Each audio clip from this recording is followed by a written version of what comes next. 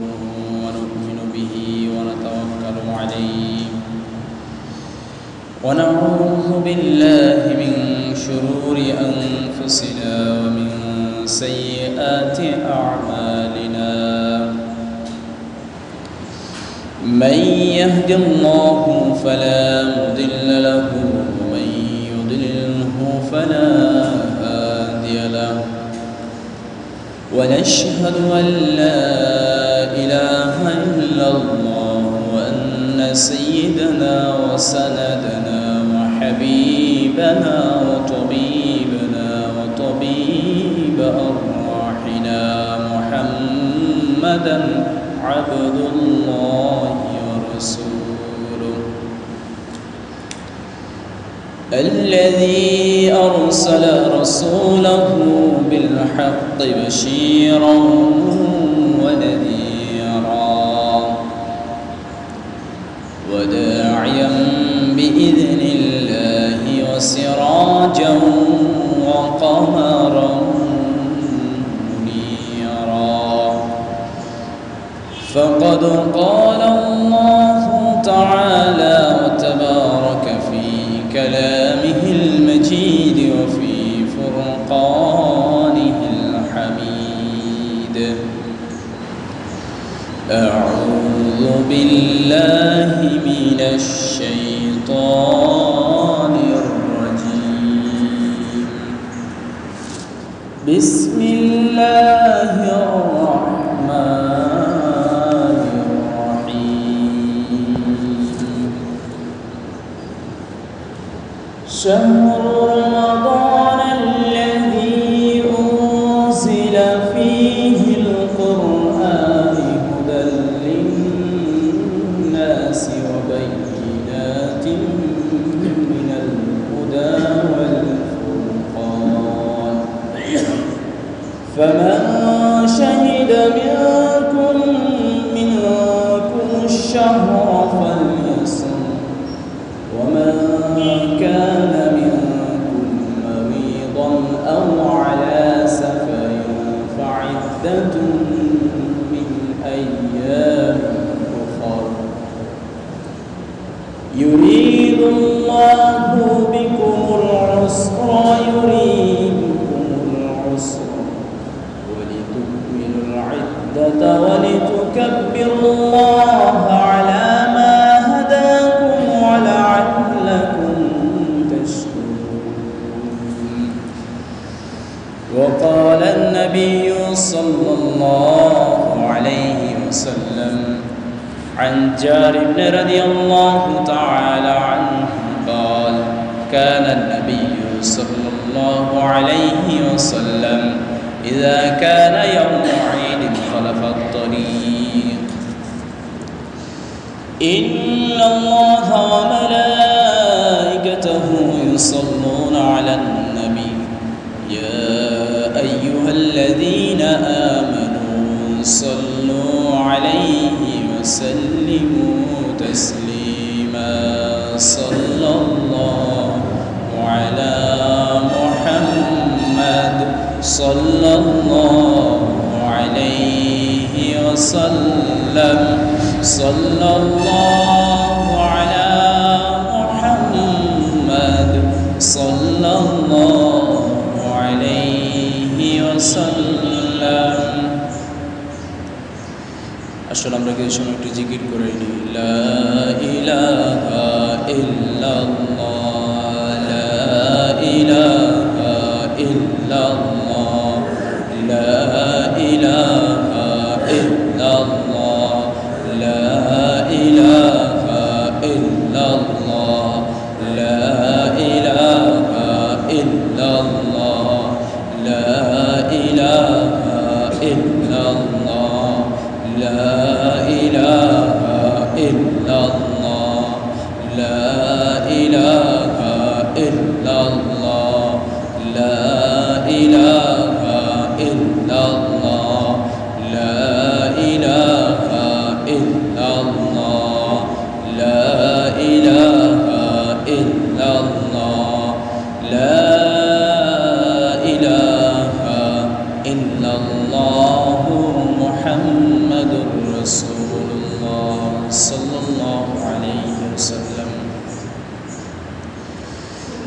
আলহামদুলিল্লাহ, সমস্ত প্রশংসা সেই মহান মানবের দরবারে, যার উসিলায়, যার নিয়ামতের শুকরিয়া জ্ঞাপন করতে যে আমরা বারবার আল্লাহ তাআলার দরবারে ফিরে আসি। যেই মহান রব্বুল আলামিন আমাদেরকে তার সবচাইতে বড় নিয়ামত সুস্থতা দান করেছেন, যেই মহান রব্বুল আলামিন তার একটি পবিত্র দিন জুমার দিন আমাদের মাঝে দিয়েছেন, যেই মহান রব্বুল আলামিন তার এই রমজান মাস আমাদের জন্য বরকতময় করেছেন, সেই মহান রব্বুল আলামিনের দরবারে শুকরিয়া জ্ঞাপন করে বলি আলহামদুলিল্লাহ। দুরূদ সেই মহান মানবের উপর, আখির দুরূদ সাইয়্যিদিনা মুহাম্মদুর রাসূলুল্লাহ সাল্লাল্লাহু আলাইহি ওয়াসাল্লাম। আজ জুমাতুল বিদা বা জুমাতুল খতম, এই রমজান মাসের আজকেই বিদায়ী জুমা, আজকেই শেষ জুমায় রমজান মাসের। হয়তো এই কথা শুনলে আমাদের হৃদয়ে অনেকেই কেঁদে উঠে যে রমজান মাস, এই রোজার মাসে এই জুমার দিন আর পাবো কিনা আমরা কেউ জানি না।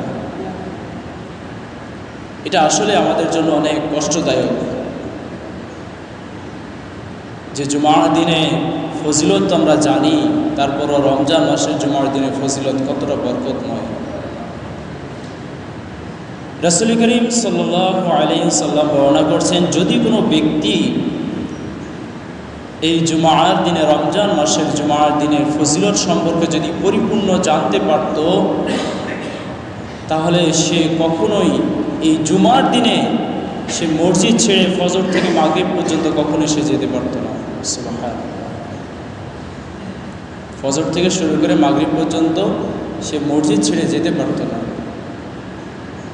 আবার রাসূলের আরেকখানা হাদিসে আছে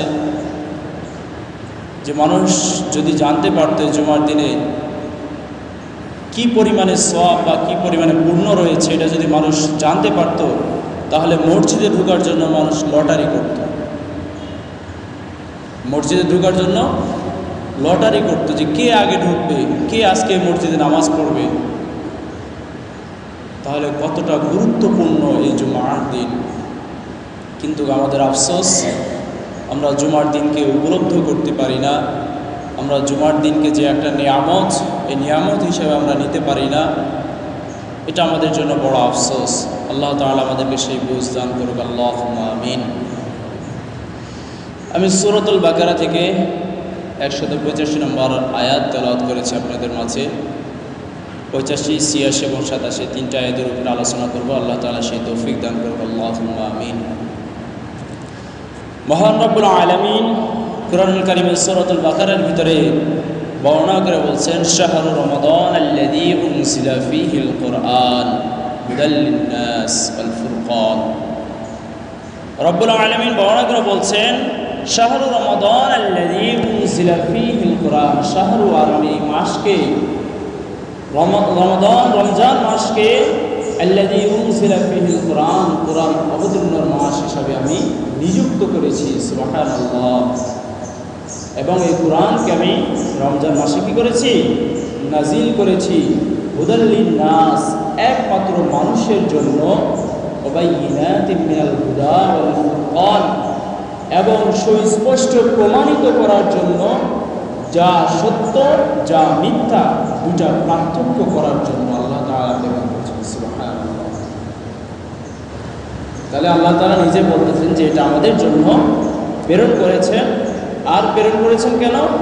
যে সত্য এবং মিথ্যা, ভালো মন্দ দুইটা বিষয়ে পার্থক্য করার জন্য, পার্থক্য করে বোঝানোর জন্য আল্লাহ তাআলা আমাদেরকে এই কুরআনুল কারীম দান করেছেন। সুবহানাল্লাহ।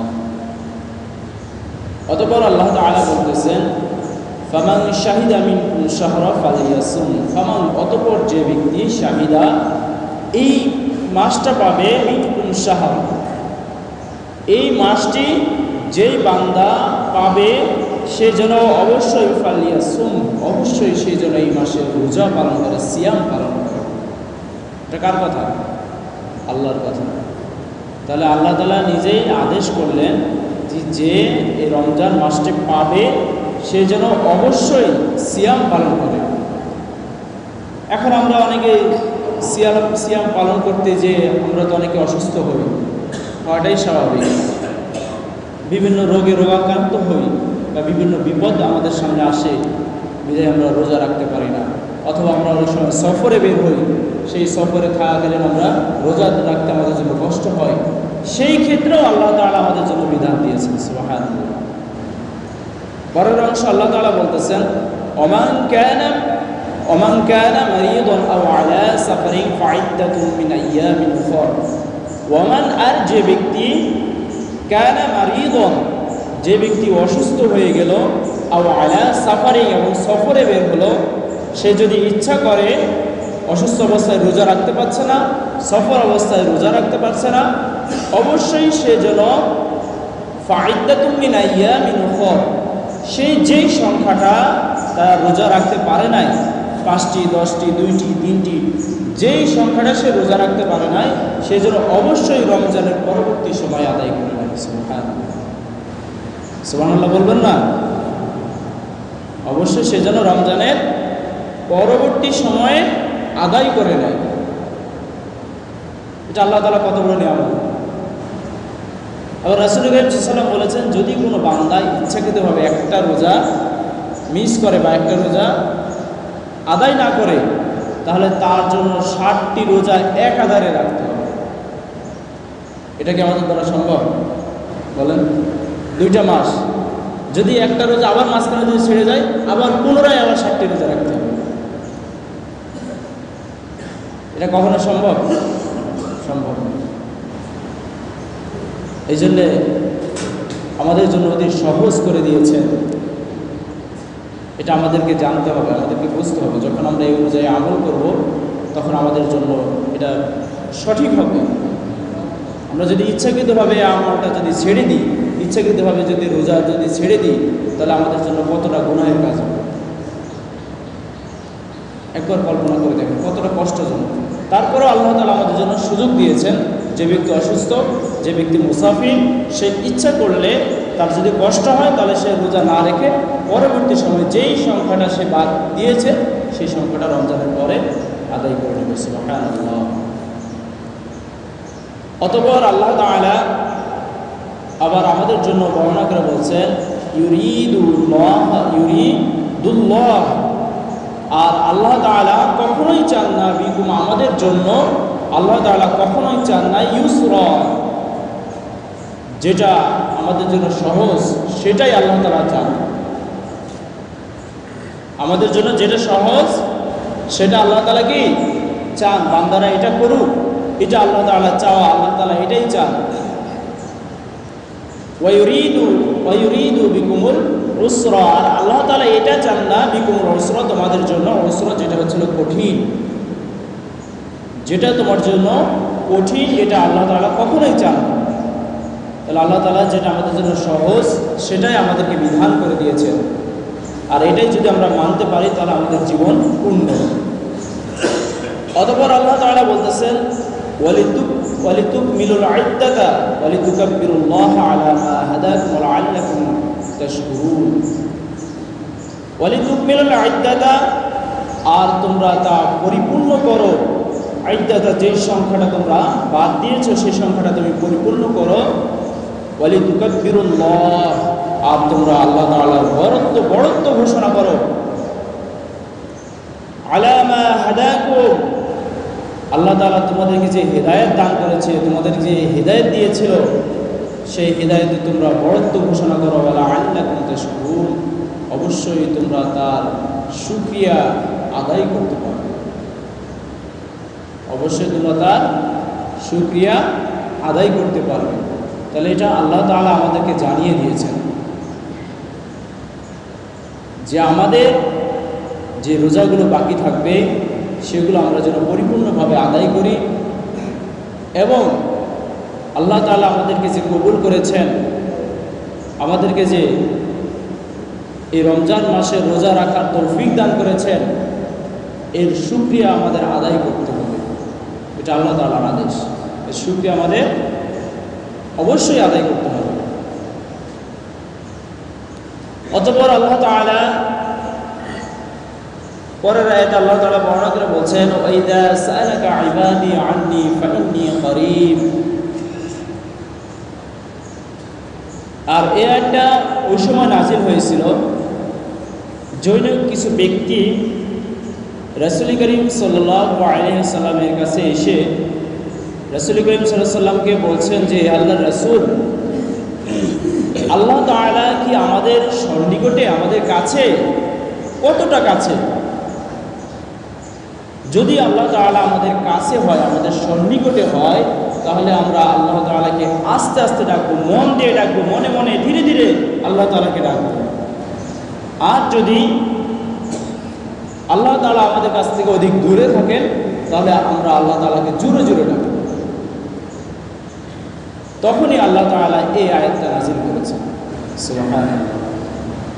তখনই এই আয়াতটা আল্লাহ তাআলা নাযিল করেছেন, ওয়াইযা সাআলাকা ইবাদি আন্নী, ওয়াইযা, আর যখন সাআলাকা, আপনাকে জিজ্ঞাসা করলো, আপনাকে যখন জিজ্ঞাসা করা হলো, ইবাদি আন্নী, আমার সম্পর্কে বান্দারা যখন জিজ্ঞাসা করলো, ফাইন্নী, আর তখন আপনি তাদেরকে বলে দিন, করিব, আমি অতি নিকটে রয়েছি। সুবহানাল্লাহ।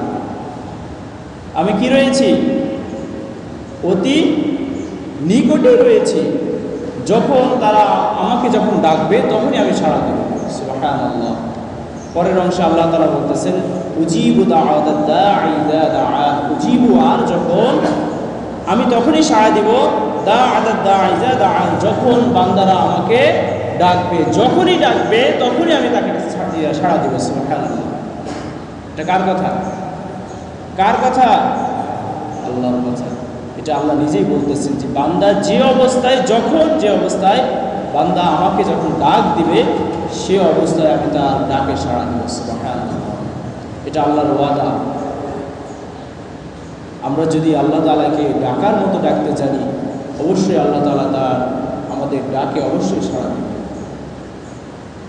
দিবেন না? অবশ্যই দিবেন।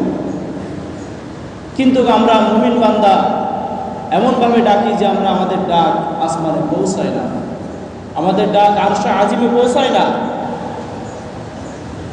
আমরা মনে মনে আল্লাহকে ডাকি, অন্যদিকে চিন্তা করি, মনে মনে ইবাদত করি, বাহিরের যে চিন্তাগুলো সব মাথার ভিতরে এসে জড়া হয়।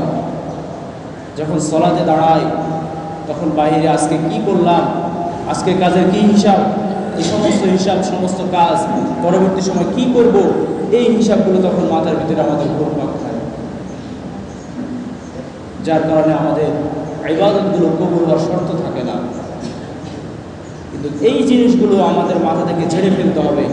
যখনই আমরা এই জিনিসগুলো ফেলে দেব, যখন আমরা খুশি সহিত নামাজ আদায় করব, যখন ইবাদত করব, একবারে একচিত্তভাবে আল্লাহ তাআলার ইবাদত করব, তখনই আল্লাহ তাআলা কবুল করবেন। এই জন্য তো আল্লাহ তাআলা বলেছেন, রাসূল সাল্লাল্লাহু আলাইহি ওয়াসাল্লাম বলেছেন যে রমজান মাসে তোমরা বেশি বেশি করে তওবা করো। রমজান মাসে বেশি বেশি করে কি করো? তওবা করো। আর এই তওবার কথাই আল্লাহ তাআলা কোরআন মাজিদে ঘোষণা করে দিয়েছেন, ইয়া আইয়ুহাল্লাযীনা আমানু।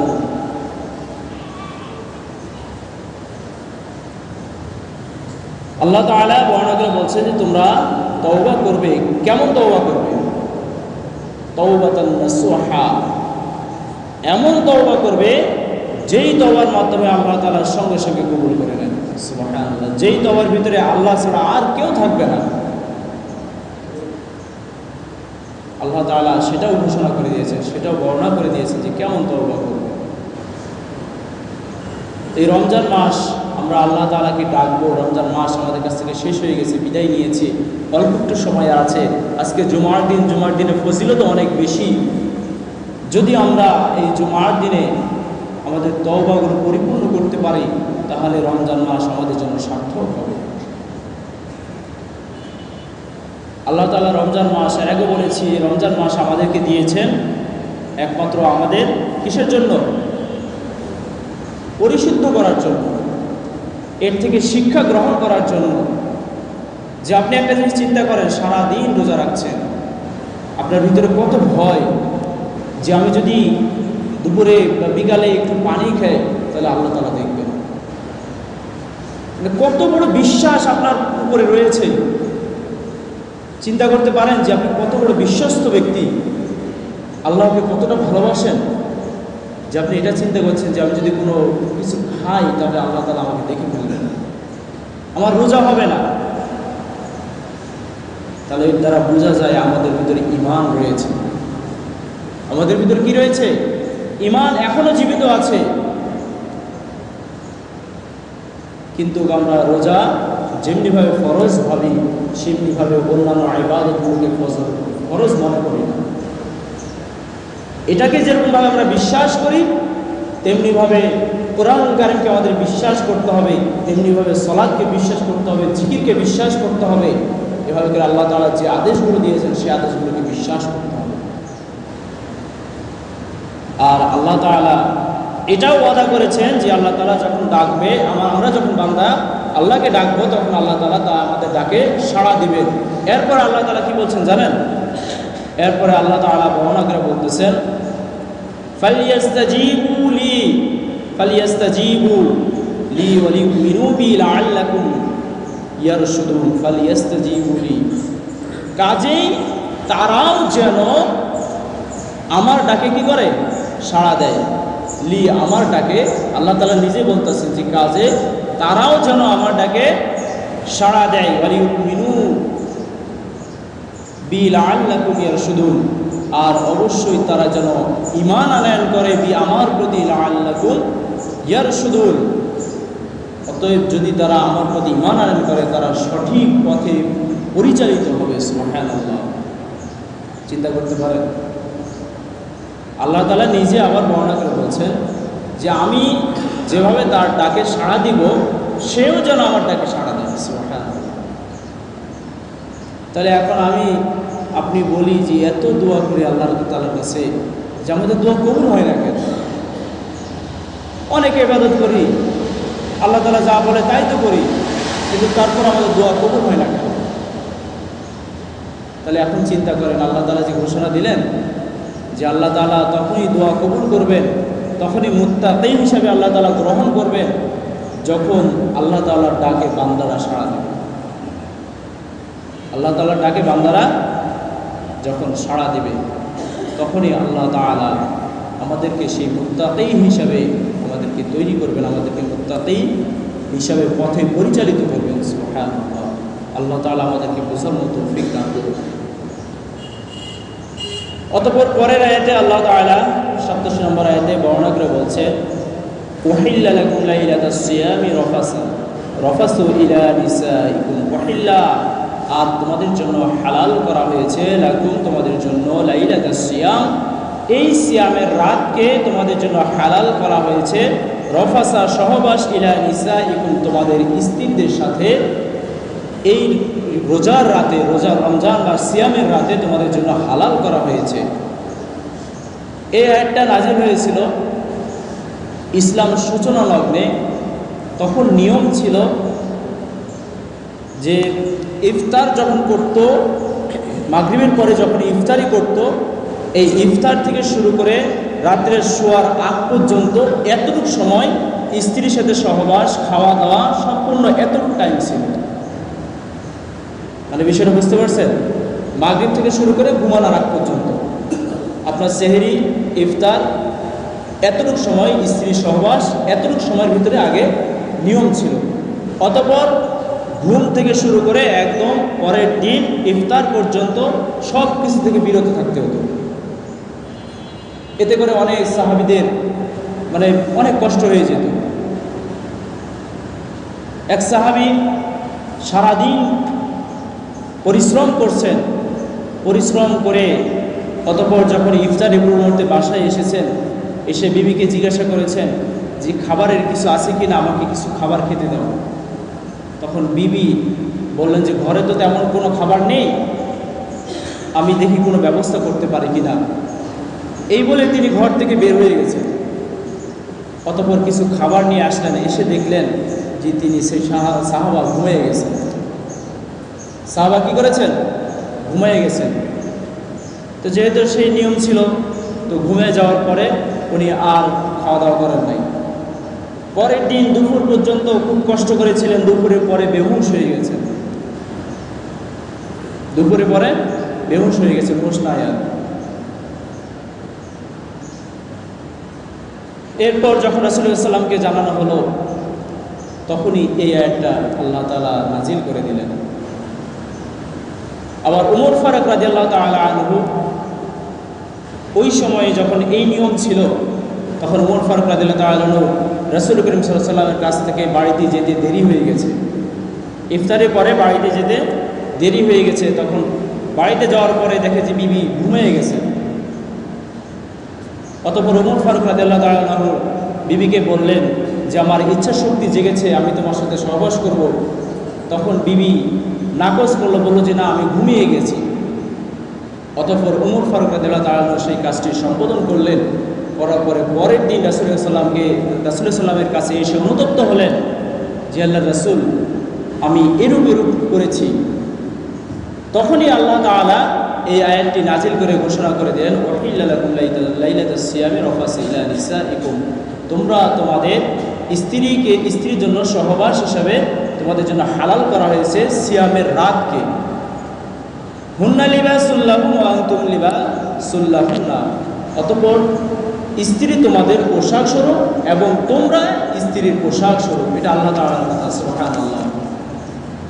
অতঃপর পরে আল্লাহ তাআলা বর্ণনা করে বলেছেন, আলিমাল্লাহু আন্নাকুম কুনতুম তাখতানুনা আনফুসাকুম ফাতাবা আলাইকুম ওয়া আফা আনকুম, অতঃপর অবশ্যই তোমরা যেন কুনতুম তাখতানুনা, তোমরা যে আচরণ করেছিলে পূর্বে, আনফুসাকুম, তোমাদের নিজেদের সাথে, ফাতাবা আলাইকুম, আর সেই তওবাটা আল্লাহ তাআলা তোমাদের জন্য কবুল করেছেন, ওয়া আফা আনকুম, এবং তোমাদেরকে ক্ষমা করেছেন। ফালআনা, অতএব তোমরা এখন থেকে বাশিরুহুন্না ওয়াবতাগু মা কাতাবাল্লাহু লাকুম, তোমরা এখন থেকে তাদের সাথে মিলিত হতে পারবে।